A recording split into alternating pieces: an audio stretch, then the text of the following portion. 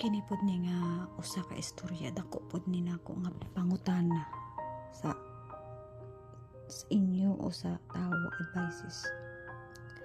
Normal ba sa isa ka lalaki na naiasawa o babae nga naibana makig-inom sa pareho nilang kuan?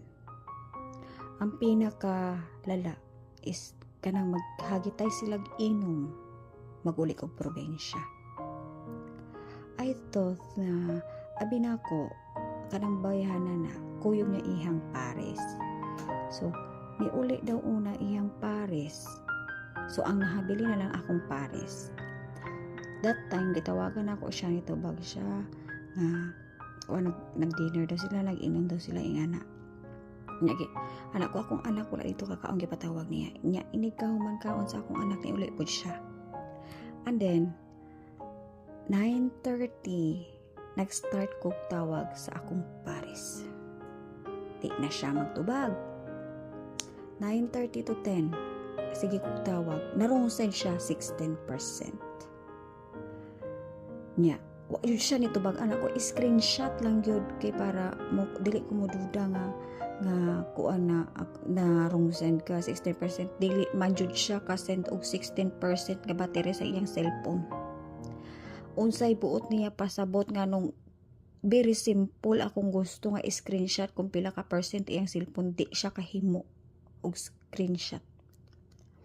That time 9:30 to 10 hangtod nagbuntag, di jud ako makontak kong pares, di good.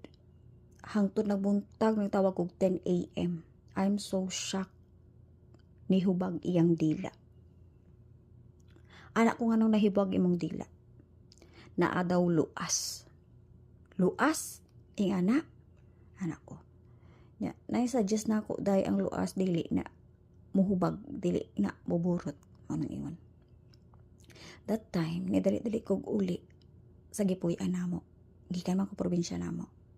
And then, pa-check up siya nako. Abi ninyo, unsay gi-resita ra sa doktor. Dapat ointment nga para sa luas ang giresita, dili mouthwash ang giresita sang doktor sa iyaha. And then na-discover ko iyang cellphone that time 9 o'clock ba or 10, nag-text ang babae, "Morning, let's drink again." Hihihihi.